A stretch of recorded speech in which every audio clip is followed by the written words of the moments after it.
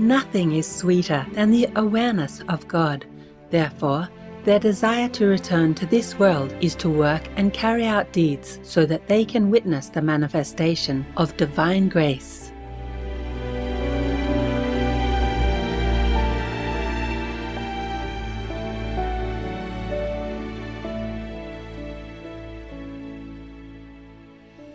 Please stay tuned to find out more from teachings by Rumi, vegetarian, the venerated enlightened Sufi master and poet.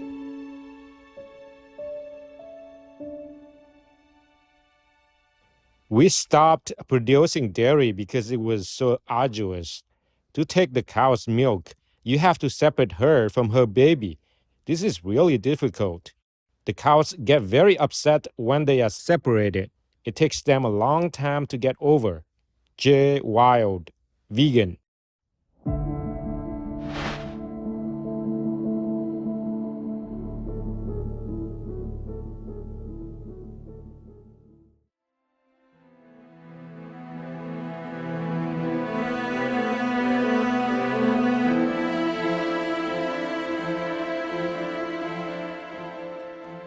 In Afghanistan, when you say Sobahir, you are not just wishing good morning, you are embracing the dawn with hope and positivity. Greetings, affectionate viewers. I am Zarena.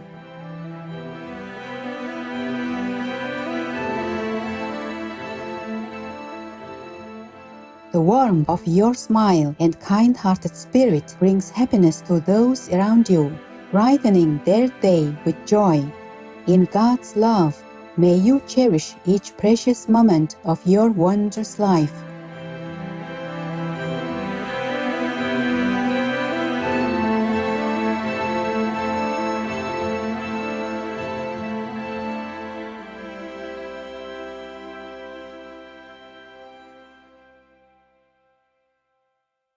This bat ended up in a golf pond because they can't take off from water. So this person was its only chance at survival, and luckily, the best one.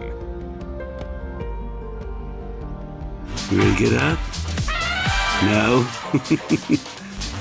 Come on, boy. Oh, you covered your face up. Welcome to Towards God from Rumi's Fihi Ma Fihi, part 1 of 2, on Words of Wisdom.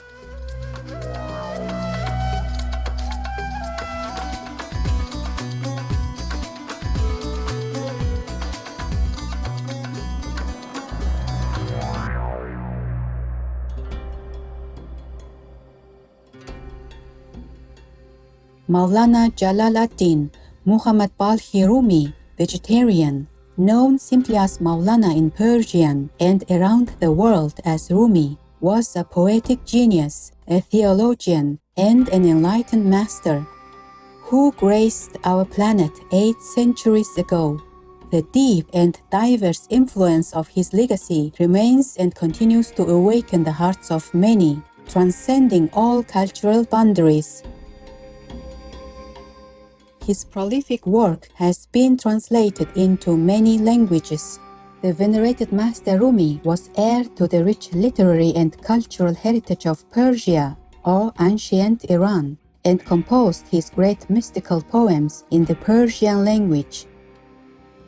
He was born in the city of Balkh, which was part of the Persian Empire that is today found in Afghanistan. He lived and worked for most of his life under the Seljuk Empire, passing from this world in the city of Konya, which is in present-day Turkey.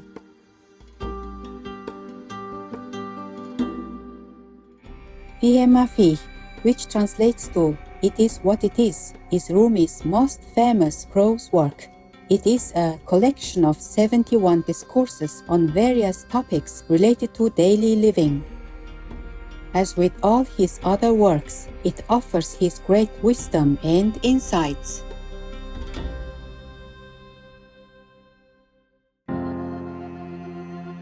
Peace is happening around our world. Peace News number 90 of many and counting. There are many countries promoting peace and fostering amity among peoples and governments. etc.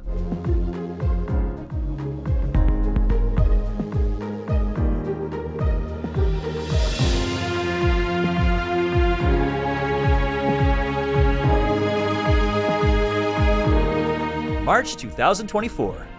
The President of the Philippines, His Excellency Ferdinand Marcos Jr., leads a decommissioning of arms ceremony in Basilan Province, with 550 weapons surrendered. Peace is more than just a cessation of hostilities.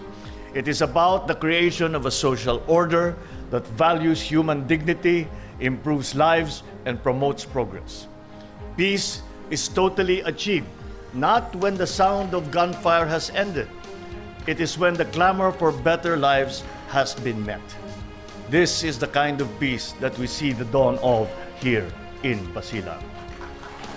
He praises the province's transformation from a conflict zone to a place that is an epicenter of peace, and says residents of different faiths now work together for human development.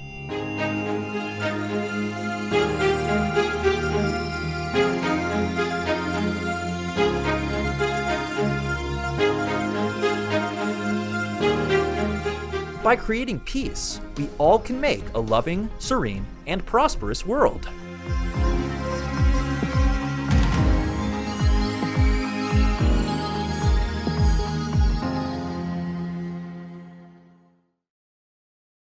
We now present Master Rumi's teachings through excerpts from the Fihi Ma Fihi, Discourses 65 and 66.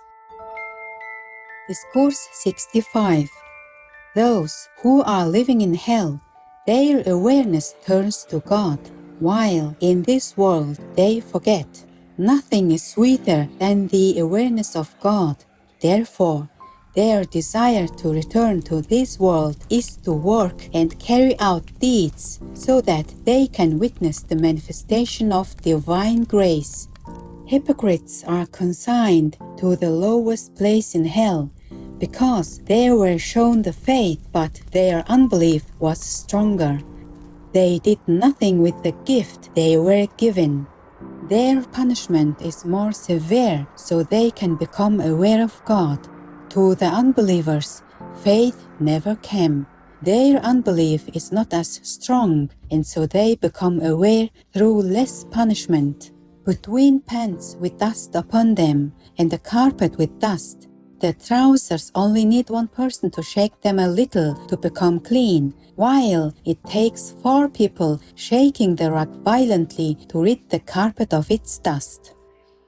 The inhabitants of hell cry, "Pour upon us water, or of that God has provided you." God forbids their desire for food or drink. Therefore, this saying means, "Pour upon us from what you have found, and shines upon you." The Quran is like a bride who does not show her face to you even when you draw aside the veil. The fact that you have examined her and yet have not attained happiness or mystical unveiling is a sign that your act of trying to remove her veil has itself repulsed her, so that she appears to you as ugly. She says, "I am no beautiful bride."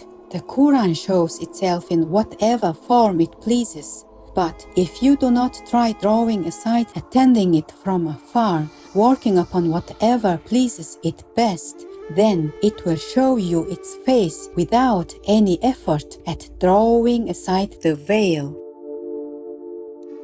Seek the people of God, for God does not speak to everyone, just as the kings of this world do not speak to every weaver.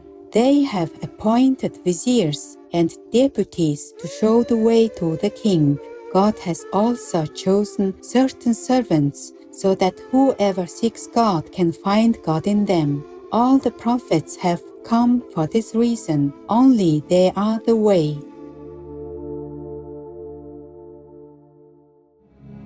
The most powerful daily prayer for any time and before meditation, which is the order from God, and Supreme Master Ching Hai shares with us by His blessed grace. We humbly worship, praise, thank, obey, and love God Almighty, the Most High, the greatest, for world vegan, world peace, and our soul liberation.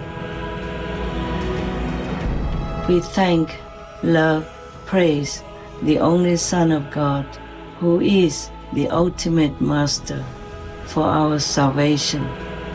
We follow the teaching of all the saints and sages. We thank, love, and praise them, who are the representatives of God for our spiritual elevation.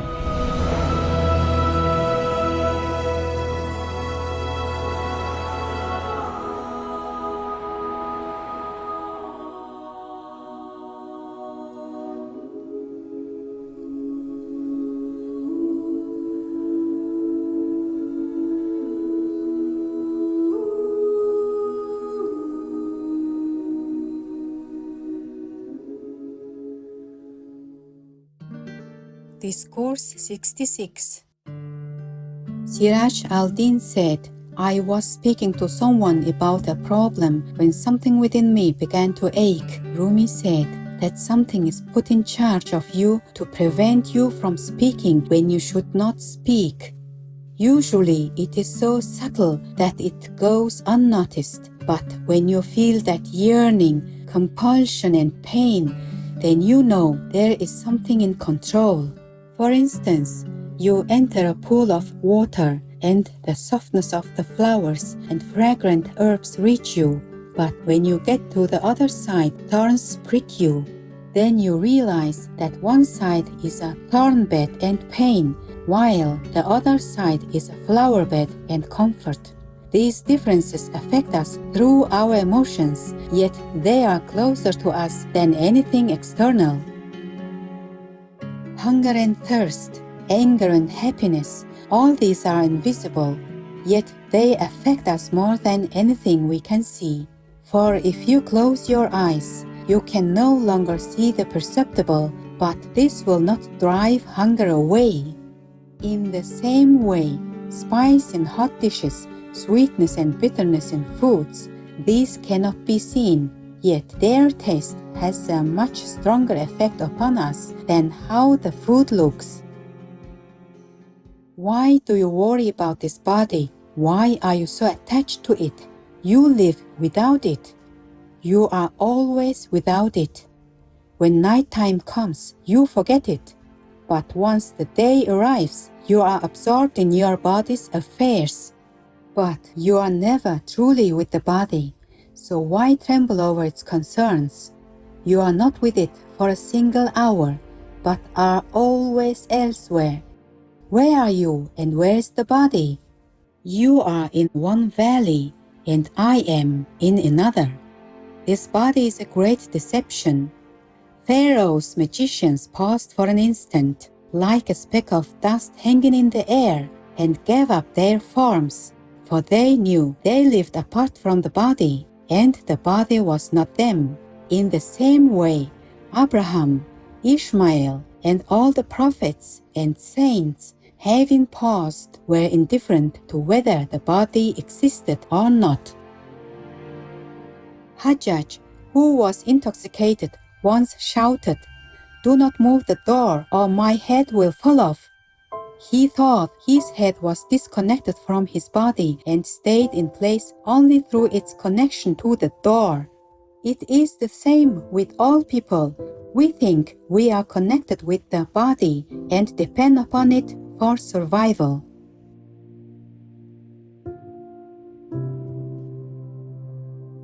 Welcome to Towards God from Rumi's Fihi Ma Fihi, Part 2 of 2, on Words of Wisdom.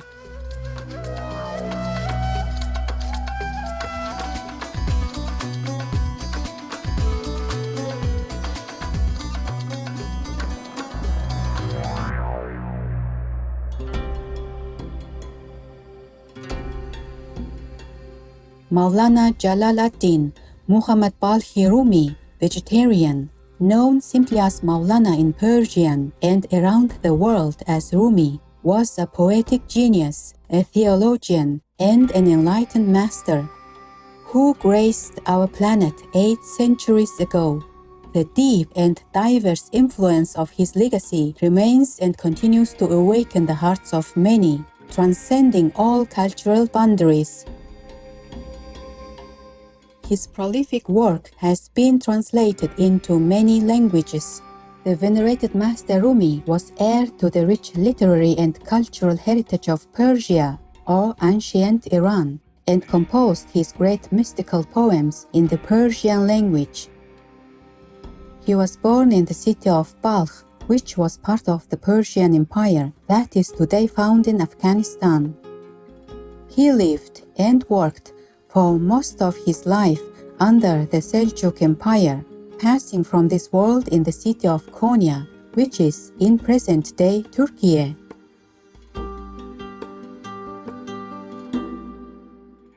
Fihi Ma Fihi, which translates to "It is what it is Rumi's most famous prose work. It is a collection of 71 discourses on various topics related to daily living. As with all his other works, it offers his great wisdom and insights.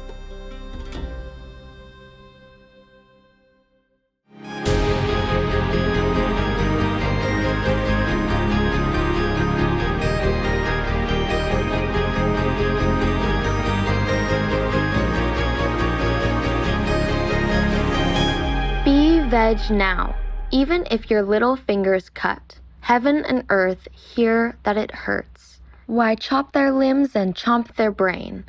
Just eat plenty of veg and grain. Build your muscle with love for strength.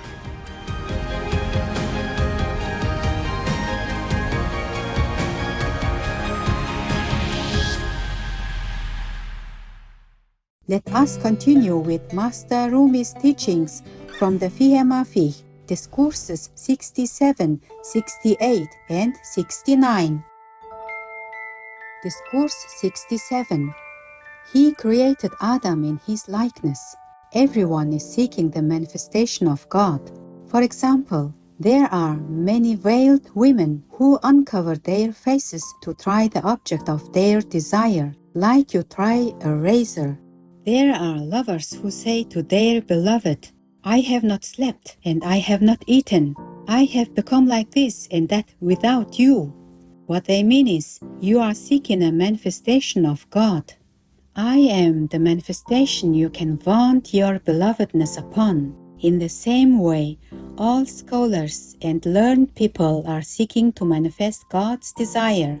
I was a hidden treasure, and I desired to be known.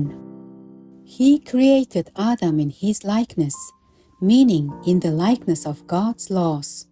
Divine law is manifest in all creation because all things are the shadow of God, and the shadow is like the person. If the 5 fingers spread out, the shadow also spreads out. If the body bows, the shadow also bows.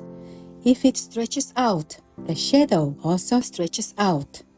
Therefore, all people seek a beloved, for they all desire to be lovers of God and friends to his friends.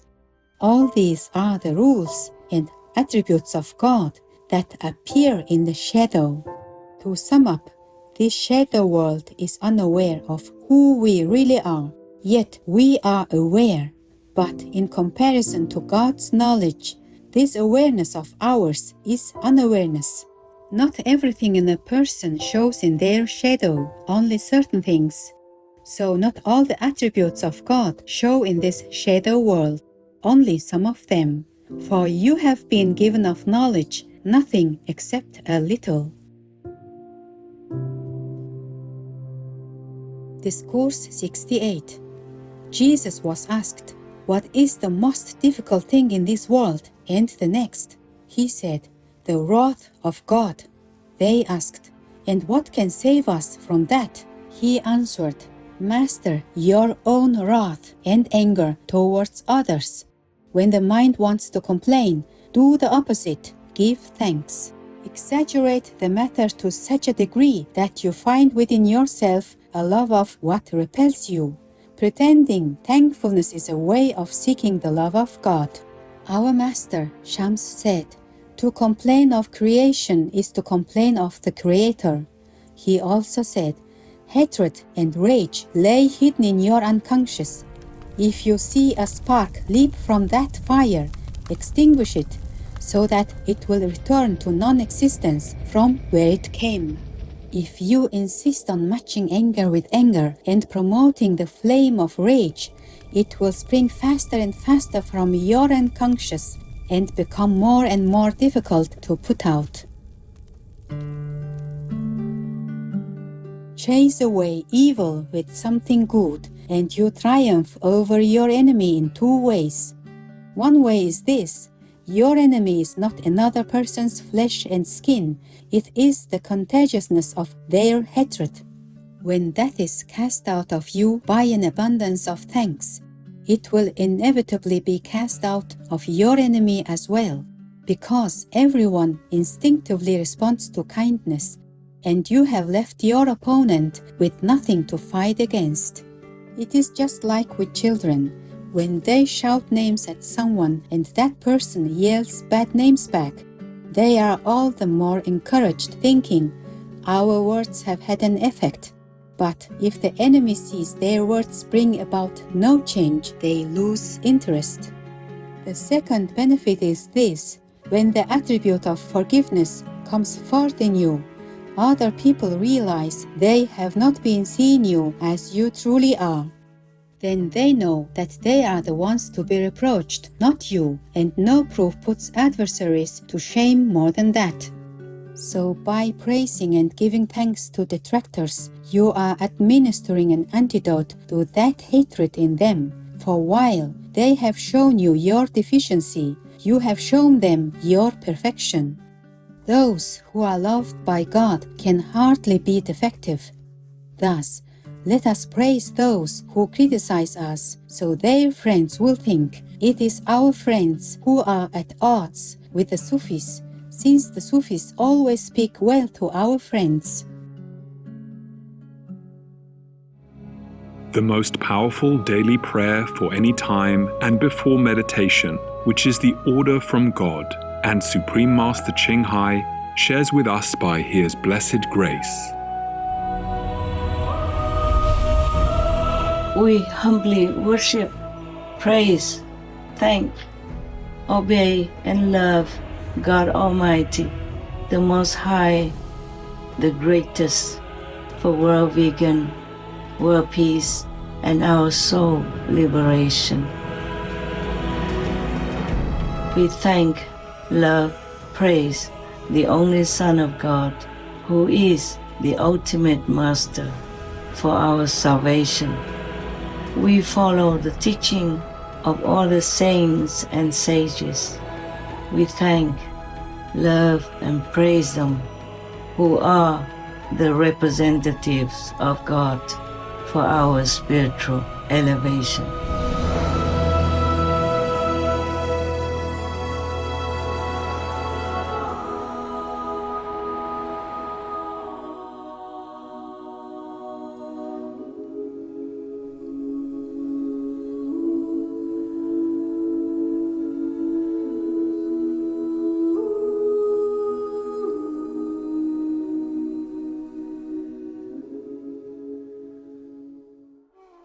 Discourse 69.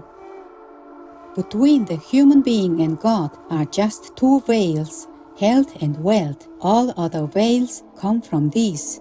Those who are healthy do not look for God and do not see Him, but as soon as pain afflicts them, they cry out, "O God, O God," calling out and surrendering to God. Therefore, health is their veil and God is hidden in their pain.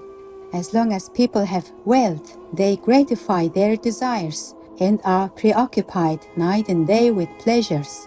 The moment poverty appears, their spirits are weakened and they turn to God. Drunkenness and poverty brought you to me. I am the slave of your drunkenness and need. God granted to Pharaoh 400 years of life, kingship and enjoyment. All that was a veil which kept him far from the presence of God. He did not even experience a single day of disagreeableness and pain so that he would completely forget God. God said, "Go on being preoccupied with your own desire and do not even think of me. Good night." King Solomon grew weary of his reign, but Job was never sated of his pain. For more information, please visit rumisite.com. Vegan, let's prove that we are protective and compassionate.